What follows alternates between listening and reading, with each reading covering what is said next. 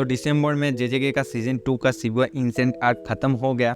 अब the कालिंगेम arc आएगा 2025 या फिर 2026 में। और कालिंगेम आर्क एक बहुत बड़ा चैप्टर है, उसे सीजन 3 में कंप्लीट करना बहुत ज़्यादा इम्पॉसिबल, वो नहीं करेगा वो सीजन 3 में कंप्लीट, क्योंकि उसका चैप्टर बहुत सारे हैं। तुम पकड़ के चलो कि एक कालिंगेम आर्क ख़त्म होने में 4-5 साल लग ही जाएगा ऑलमोस्ट।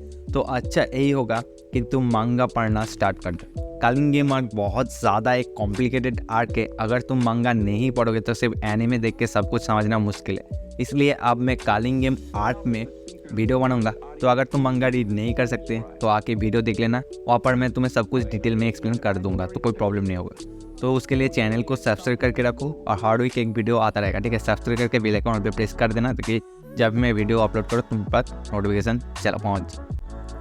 तो आज मैं कालिंगेम का शुरुआत चैप्टर 138 के बारे में डिटेल्स में डिस्कस करूंगा। क्या क्या हुआ इस चैप्टर में सब कुछ आज के इस वीडियो में डिस्कस करूंगा। तो चलो अब वीडियो को शुरू करते हैं। चैप्टर 138 का शुरुआत में नायोया जेनिन जो स्पेशल ग्रेड 1 सॉर्सर है, वो साइड में एक बूढ़ी औरत को चलते चलते बोलता है कि आप टेंशन में हो कि नेक्स्ट जेनिन क्लैन का नेक्स्ट हेड कौन होगा इसको लेकर, तो टेंशन मत लो, जो मरने वाला है वो है माकी। और ये सुन के वो बूढ़ी बोलता है कि सच में, फिर क्या होगा। फिर नायोया जाके एक रूम में एंटर करते, और रूम में एंटर करते करते नायोया बोलता है माँ की सुंदर तो है, मगर वो नहीं जानता कि एक मैन को सपोर्ट कैसे किया जाता है। वो और भी बोलते हैं कि जो औरत नहीं जानता कि मैन की 3 स्टेप पीछे पीछे कैसे चले, वो औरत को अपने पीठ में चाकू घुसा के मर जाना चाहिए। बेसिकली बोल रहा है कि वो औरत को सुसाइड कर लेना चाहिए। उससे अच्छा तो माई है, माई जो माकी की बहन है, उसके बारे में बात करें। और माई का फेस भी माकी की तरह ही है, मगर वो जानता है एक लड़की होने के नाते कैसे एक्ट करना चाहिए। फिर नायोया वो रूम में एंटर करता है, जहाँ पर पहले से ही ओजी जेनिन और जिनची जेनिन दोनों स्पेशल ग्रेड 1 सॉर्सरर पहले से ही मौजूद है। ओजी नायोया को बोलता है कि तुम्हारा पिता नाओबितो मरने की कगार पे। नाओबितो जिसे हम शिबुया इंसिडेंट आर्क में देखा था, और बूढ़ा आदमी जो ड्रैगन से फाइट कर रहा था, और उस फाइट के लास्ट में अब सबने देखा था कि जोगो ने नाओबितो की बॉडी को पूरा जला दिया था, और एक ही झटके में भाई। और ओजी की ये बातों को रिप्लाई करते हुए तब नायोया बोलता है, नायोया मतलब नाओबितो का बेटा, नायोया बोलता है कि अब ये मैटर नहीं करता कि मैं आऊँ या ना आऊँ, क्योंकि अब से जेनिन क्लैन का जो नेक्स्ट हेड है वो मैं खुद हूँ। तो देख रहे हो, बाप मौत से लड़ रहा है और बेटा मस्ती में है कि जेनिन क्लैन का नेक्स्ट हेड अब मैं खुद बनूंगा। क्या निकम्मा बेटा है यार। फिर वो तीनों के बीच में नायोया, ओजी और जिनची, वो तीनों के बीच में कुछ बातचीत होता है। फिर जिनची नायोया पर अटैक कर देता है, पर नायोया उसे बहुत ही आराम से डॉज कर लेता है। फिर ओजी नायोया की गले में अपना स्वॉर्ड को रख के बोलता है कि तुम्हारा बाप मर रहा है और तुम यहाँ पर ये सब कर रहे हो। ये सब चल ही रहा होता है, तभी नाओबितो का मैनेजर आके खबर देता है कि master Naobito Zenin, the head of the Zenin clan, he just passed away. अब मैं सभी के सामने उसके विल को पढ़ूंगा जो वो मरने से पहले मुझे दे के गए थे, और बोला था कि जब नायोया, ओजी और जिनची सभी एक जगह पर एक साथ मौजूद हो, तब मैं ए विल को सबके सामने पढ़ के सुनाओ। तो अभी अगर आप लोगों को कोई ऑब्जेक्शन ना हो तो मैं पढ़ना शुरू करता हूँ। फिर वो विल को पढ़ना स्टार्ट करता है। The 27th head of the Zenin clan is to be Naoya Zenin. और जेनिन क्लैन की जो भी सारे एसेट्स, कार्ड्स, टूल्स है, उस सभी का उत्तराधिकार अब नायोया ही पाएगा।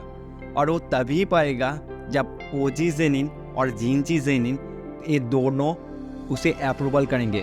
मतलब यहाँ पर यही बोल रहा है कि नायोया नेक्स्ट जेनिन क्लैन का हेड तभी बन पाएगा जब ओजी जेनिन और जिनची जेनिन ये दोनों उसे अप्रूव करेंगे। और ये सुन के नायोया थोड़ा सा चिढ़ जाता है। फिर मैनेजर विल के पन्ने को पलटकर नेक्स्ट पेज पढ़ना स्टार्ट करते हैं, जहाँ पर लिखा होता है if Satoru has died or become mentally incapacitated for any reason, a written agreement concluded with Toji Fushiguro will welcome Megumi Fushiguro into the Zenin clan, whereupon he shall become the head of the Zenin clan and all assets shall pass to him. Basically इतना बड़ा चढ़ा के यही बोला गया है कि अगर गोजो मर जाए या मेंटली पागल हो जाए तो तोजी फुशिगुरो का बेटा Megumi Fushiguro next Zenin clan का हेड बनेगा, और जो भी सारे एसेट्स है वो सब मेगुमी को दे दिया जाएगा। और बूढ़ा आदमी नाओबितो ने यहाँ पर बहुत ही अच्छा डिसीजन लिया।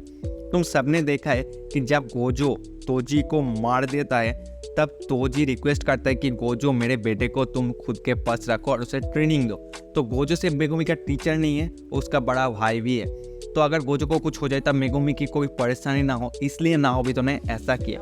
तो यही से पता चल जाता है कि अब से 27th जेनिन क्लैन का हेड नायोया नहीं मेगुमी फुशिगुरो है, क्योंकि गोजो तो अभी प्रिजन रेल में सील है, किसी को पता ही नहीं है कि वो मर गया या जिंदा है।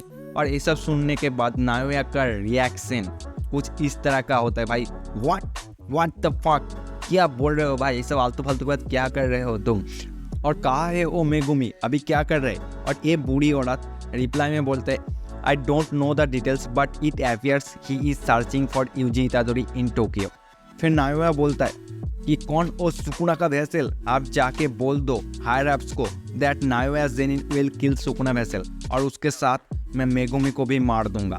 फिर सीन शिफ्ट होता है यूजी और चोजो पर, जहाँ पर यूजी अकेला ही बैठा रहता है और चोजो पीछे से आके कुछ बातचीत, और चोजो पीछे से आता है और बेसिकली उनके दोनों के बीच कुछ बातचीत होता है। और एक बातचीत के दौरान यूजी चोजो को एक बहुत इंपॉर्टेंट बात कह रहा होता है कि सुकुना कुछ तो प्लान कर रहा है मेगुमी को लेकर। फिर शिबुया इंसिडेंट आर्क का एक पैनल शो किया जाता है जहाँ पर सुकुना बोल रहा होता है कि besides I kill too many people but I won't kill someone in the future.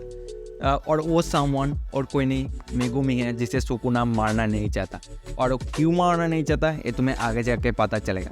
तो अगर अभी तक तुम वीडियो देख रहे हो तो वीडियो को लाइक कर दो। और ये बेसिकली यहाँ पर आके चैप्टर 138 खत्म होता है। तो आज के लिए बाय बाय, मिलते हैं नेक्स्ट वीडियो में, तब तक के लिए सायोनारा।